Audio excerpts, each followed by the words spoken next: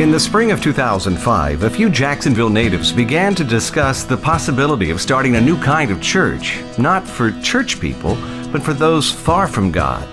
By the fall of 2005, a group of 6 couples and 1 single woman had formed. They were not church planners. They were not pastors. With no idea where to start, they began to pray.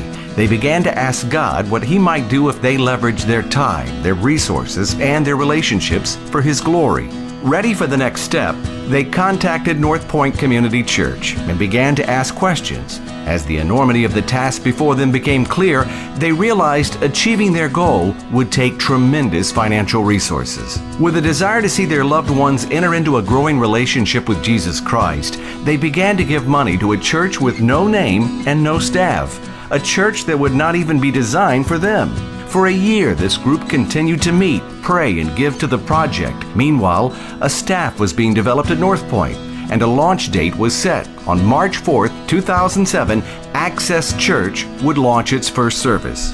Excited about the prospect of a church designed for people that don't really like church, more than 50 volunteers signed on to teach children in Upstreet, love preschoolers in Wumbaland, and create excellent, engaging environments for adults.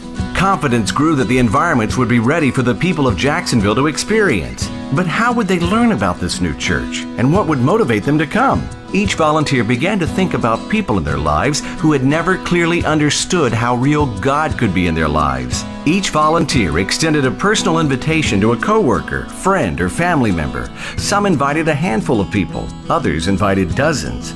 When launch day came, what began as a prayer came to life, as those who'd prayed, given, served, and invited were able to host hundreds of guests and introduce them to new kinds of environments for developing intimacy with God, community with insiders, and influence with outsiders. The prologue had been written. It was time for the story to begin.